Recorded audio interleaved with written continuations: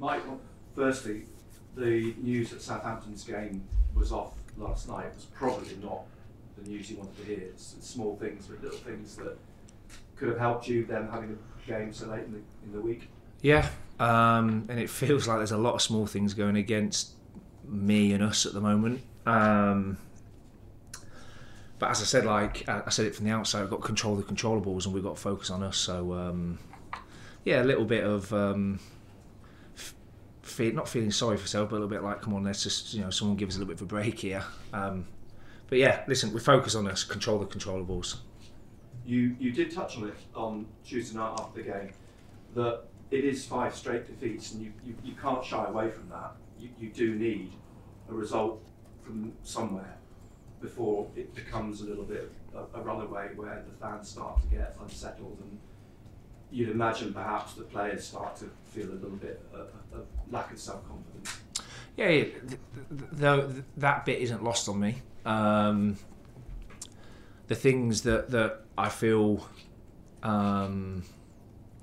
bits of positivity around is the players that are trying to execute what we've asked of them. I thought there was chunks of the game on the other night which were largely positive. And as I said, we're in a moment at the moment where we've got some really, really tough fixtures, and we've got some key players that are not available. And we've got to come through it, and we've got to stick together. And I think the group are in a good place in terms of as good as they can be. It's not lost on them either that we've lost 5, and we have addressed that and we've discussed that. But on the flip side, we've got to look at a lot of the positives, and not just for 45 minutes, but I think for maybe 60 minutes when I watched the game back. There was a spell in the first half which I thought we were better than I thought we were. So we've got to take the positives from the other night, and know that we've got another big game this weekend, and have the same mindset and the same approach for the game at the weekend. To put it in perspective, I suppose, you look at Southampton, and they've got Brooks, Armstrong and Adams across the front, and you've got Burstow, Amir and Rusib. I mean, it's harsh, but that's the cold light of day fact, isn't it? Yeah, as I said, you've got to control the controllables. I believe in the players, I believe in the group. We had, the team that was out the other night was the team, and you could have the same comparison to the Leicester team, and they had 1 shot at goal in the second half, none on target, and we completely dominated 45 minutes worth of football. So they can do it, and as I said to you, I've got full belief in them. I've got full belief in the group, so I just feel we're one result away from this, the whole thing just kind of flipping on its head. But it's easier said than done, and what the league is proving, it's a tough league. It's a really, really tough league. But listen, we got to dig in, and we've got to stick together. And I'm seeing a lot of positives from the group, so there's no major anxiety or worries from my perspective. And regardless of who we play, Southampton or whoever else, we know it's going to be a tough game. It's the Championship. Do you feel you're caught between a rock and a hard place? I mean, it's not your fault Michael Beale left. You would never have expected when he was appointed to be in this position, and then you find yourself coming in with the wheels falling off left, right, and centre. Look, the cards are. I said this previously. The cards are definitely different from the last time I took the team. Just in terms of personnel. So the cards are very, very much different. But as I've alluded to a few times, that it's something that I want to do in the future, and I'm really conscious when I answer this, because this isn't the Mike Dodds development program. This is Sunderland Football Club. We've got to win games of football. But from a personal perspective, I have to come through this moment, and I've got to show myself and the people that it's not always going to be Disney World, and the reality is there'll be other head coaches, other clubs probably earlier in the season that have had these kind of moments in the season, so they've come through them. Whether I feel sorry for myself or not, I don't feel sorry for myself. It's happening on my watch. We've got a tough run of fixtures, and we've got some key members of the team that are out. And I go back to my original point. I've got to control the controllables. I've got to trust my processes. I don't think the games, although the results are not the results we want, I don't think there's been, apart from maybe 30 minutes of the first half at Swansea, I think the games have been really, really tight. There's been fine margins in the Norwich game and in the Leicester game. And we've got to turn those fine margins in our favour. And I think if we do, and like I said, we get one result, I do feel the momentum will shift, quite dramatically. But we've got to get that result, and that's the bit that's not lost on me. I mean, from the outside, as you say, it looks like it's 5 L's in that column. Is there an issue for you, because you've talked about your career development, your future? From the outside, yes, people might see that. Do you feel that within football, people know what the problems, what the issues are at this football club, and what you're having to deal with? Yeah, you're always going to get different lenses in terms of people looking at it from different perspectives. You get your Sunderland supporters that all they care about is the L or the W, which will be the same at every other club. You'll have some supporters that will be maybe a little bit more balanced and see it for what it is. You'll have press maybe who will sit in that arena that will understand for what it is. I'm semi-relaxed around it. I'm not relaxed in terms of there is 3 defeats and my name's at the top of the door, and I don't want to lose any game of football, let alone 3 on the bounce. But I'm also taking comfort, or a level of comfort, that the players are working, the players are listening to the messages, the players are on board with what we're trying to do. And when we do get some of our key members of the team and the squad back, there will be a better reflection of Mike Dodds as a coach. But that being said, I go back to the other night. I thought we were excellent. I thought we'd come up against the best team in the league. So the current group can do it. They definitely can do it. And there was pockets in the Norwich game which I really, really liked. So yeah, look, this isn't about Mike Dodds. I think that's the point I would make. This isn't about Mike Dodds. I understand the question. I understand that I have to have one eye on what I want to achieve. But I think anyone that really sits and analyses it will see that I've had a hand played which is hard to manage at the moment. But I'm quietly confident that things will improve. As you say, there was meant to take out the second half against Leicester, Southampton. Hard to tell. They do seem to concede goals. I mean, that's one thing that maybe works for you at the weekend. Yeah, look, like any team we play in this league, they'll have their own strengths and weaknesses. Southampton will be no different. I think Russell Martin's got a real clear identity in terms of the way he wants to play. He's had that at all the clubs he's been at, and I've got a huge amount of respect for him for that. And he won't change or waver from his beliefs. So we know what we're going to come up against. I think the difficulty you have in game is they have so much quality, so much individual quality. You can set your teams up to play however you feel is best to nullify that. And it was similar to Leicester. I watched the game back. I've actually watched it back twice, and the first 15 minutes or so, when I watch it back, I've actually just got to give Leicester credit. I looked at it from a purely tactical perspective, and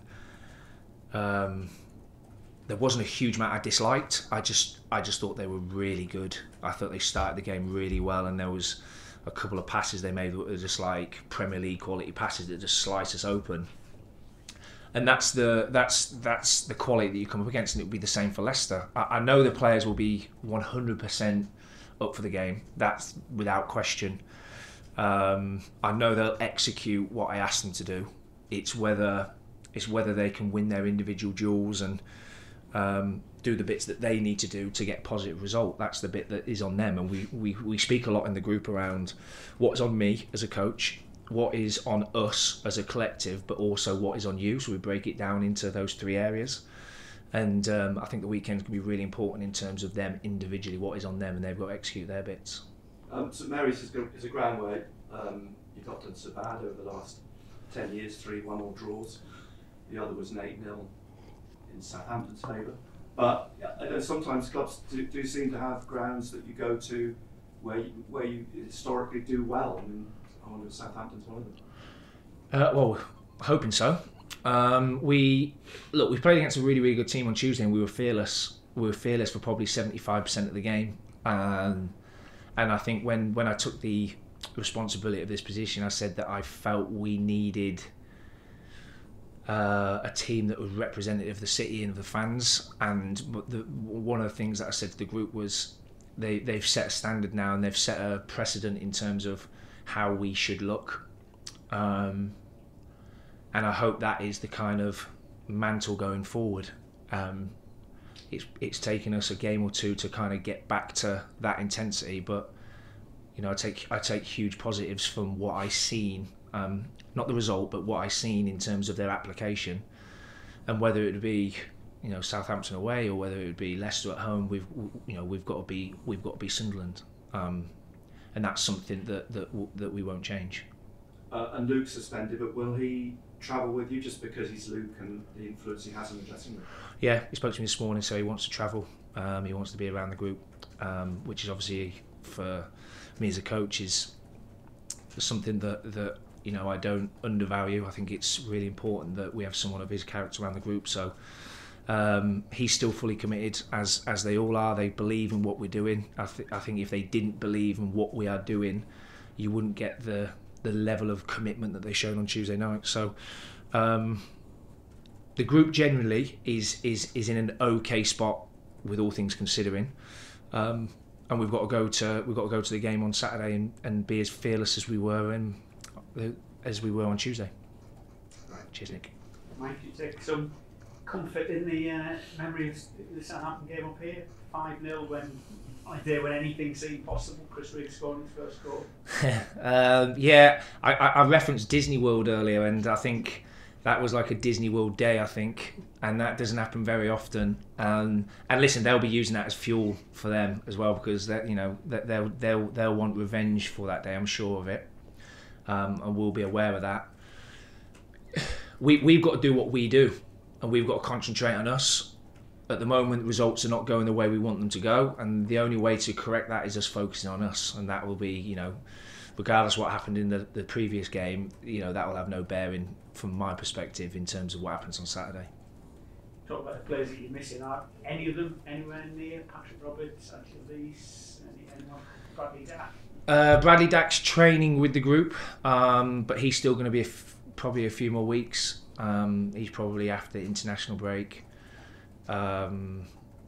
Corey is training with the group, but as I said last time, Corey's been out for over a year, so I think we need to be patient with where we are with Corey. Adji is on the grass, he's part training, he's running, so he's not a million miles away. Pat and Jack currently aren't on the grass, so we're still waiting on them. Ross Stewart as well, not something going to come up against it, but with hindsight it looks like a good deal at the club. Hey, but how do you feel for him? I've got a lot of love and respect for Ross. He's not only was he a good footballer, a very good footballer for his football club, he's a great lad. You know, he turned up every day with a smile on his face. He worked really, really hard, and I'll be honest with you, I'm actually gutted and devastated for him. And if he's listening to this, he'll. I say this respectfully, I'm not gutted or devastated that he's not available this weekend, but I know how much he'll be hurting right now. He wants to play football, and he's probably had a year or so of not being in a great place. So I do really wish him all the best, and I hope he's back on the grass, and I hope he's playing as soon as possible. Just not this weekend. But yeah, he's got nothing but good things to say about Ross. And Chris Rigg, having made his first start, will get even more attention. How keen are you to get that first contract signed, professional contract? Yeah, look, that's out of my remit, if that's probably the right phrase to use. One thing about Riggy, I've got a good relationship with him. He knows that I've worked with a lot of good young players previously, so we have a relationship where we can be honest with each other. And he deserved his opportunity the other night. He trains really, really well. I thought, regardless of his age, you forget his age, just his general performance was of a really, really high standard. And as I said previously, I think the Sunderland fans should be really, really excited about him. But I think there also has to be a level of whether it's respect or understanding that he's still a baby, and we've got to manage him properly. If we do that, and he does his bits in terms of keeping his feet on the ground and realising that he's still got a huge amount to work on, we've got potentially a very good footballer. Mike, I know sometimes you look back on results like 5-0 and you think, well, that was then and this is now. But remembering that game, tactically at times it seemed like Sunderland almost leveraged the way Southampton played against them a bit. Is that something that you can learn from? Yeah, I mean, listen, whenever we prepare for a game, we always watch the previous game. So that's the first thing we'll always do, but we'll watch their previous games in terms of how they've set up, but then we'll also watch when other teams have done really well against them. So, we'll watch lots of games when we're coming up with a plan to play against a really, really good team. So, I think I've proven in the past, and I'll continue to do it. We played a certain way against Norwich. We played a certain way, which was completely different on the other night. We'll set the team up what we feel is the best way to win the game. So regardless of the previous game, which was a long, long time ago, they would have had a lot of time from when that game was to now to enhance what they were trying to do. I remember speaking to their staff after the game, and they were going through a little bit of a spell themselves at the time, and their staff were saying, this result will be the best thing for us, as a group and as a collective. And I think they went on a 20-plus unbeaten run after they played us. So sometimes a little bit of adversity, although people don't want to go through it, is a really, really positive thing for the long-term plan of the season. So in a real strange way, that defeat probably helped them to propel and reassess where they are as a group. But they've definitely improved. The manager has definitely imprinted his style on them, and they're a much more polished and refined team than we played early in the season. And just last point for me, do you think that one of the reasons why at times this season the whole club has found it hard going is because last season basically the whole club overachieved? I'm not sure we overachieved. I think the one point I always go back to is on the last day of the season we finished 6th, which was amazing, and it was a memory that I will always cherish for the rest of my life. But if we had lost that game and results didn't go away, we could have finished 12th. That's how tight, those spots were, and it will be, that the league's shown, whether it's down the bottom or the top, how tight. It's almost like leagues within the league, how tight clubs are in terms of points. So I wouldn't say we overachieved. I wouldn't use that kind of phrase or terminology. But there is also a reality of, if we had lost that game and on that last day of the season and results hadn't gone our way, we could have finished wherever we finished.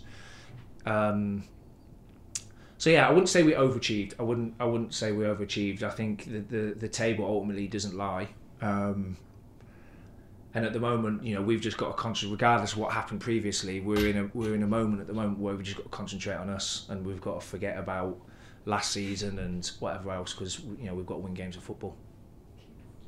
Mike, given the players that are unavailable, you mentioned already that it's perhaps not a true reflection at the moment of what you, and the team can do. Someone get me a drink. Cheers. But did that second half against Leicester show that this current squad you have to work with are responding to your ideas? Yeah, I think they're responding. I think they're responding to all 3 games. I think they've responded to my ideas. I think I've taken a level of the responsibility for the first half an hour, because against and I don't want to keep going over old ground, but I've taken a level of responsibility for the the Swansea game, obviously we had Ballard and Jack missing, and we tried something that maybe we got 2 or 3 levels or 2 or 3 stages ahead of ourselves, and it didn't work. But Norwich, I thought in the main there wasn't a huge amount in the game, and it was fine margins. And my belief is that they've got one of the best number 9s in the league, and I think that was probably the margin in that game. And I liked a lot of the other night. And I'm really conscious around answering this because obviously we've lost all 3 games, and ultimately that's what I'm going to be judged on. But in terms of me, Mike Dodds, I'm never going to waver in terms of my belief as a coach. I'm never going to waver or wobble in terms of whether I think I'm a good coach or a bad coach. Where if internally, when I sit and I discuss the game plan and we design the sessions, if I feel I don't get a response from the players, then I'll question myself, I think. And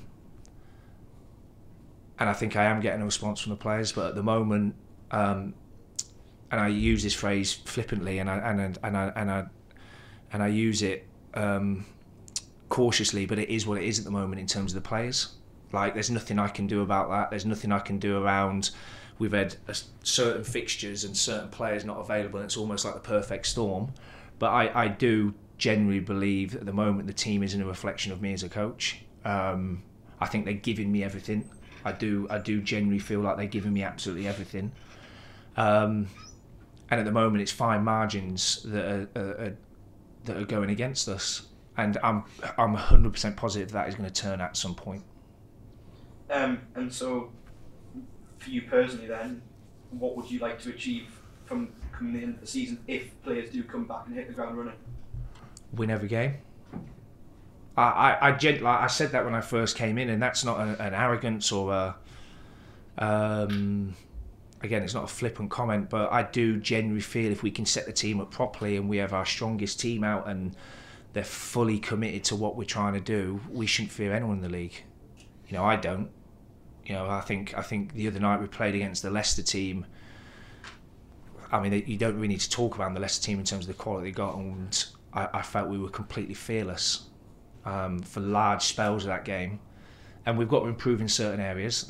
I'm not naive to that. We do have to improve in certain areas, but we've also got to be completely fearless in our approach. And I'll do that as a head coach. I've proven that in the games that I've taken, and I've got some of those decisions wrong, and I'm ugly enough to kind of hold my hands up to them. But the players have got to have the same approach. So, once we do kind of get this ball rolling in terms of players back, and everything settles down a little bit, I want to win every game of football. And finally, just on Chris Rick, obviously Jeff's mentioned him already, but are we likely to see more starts from him before the end of the season to sort of lead him into prepare the standards of the Championship? Yeah, definitely. If he performs like he did the other night, I think I've said this previously, age is irrelevant really for me. I just look at performance, and you can be Chris Rigg 16 or you can be whoever who's 39, 40, but if you perform and you play. And his performance the other night was really, really good, regardless of age. So yeah, as long as he keeps his head down and keeps doing what he's doing, then he'll be in contention to play for Sunderland Football Club.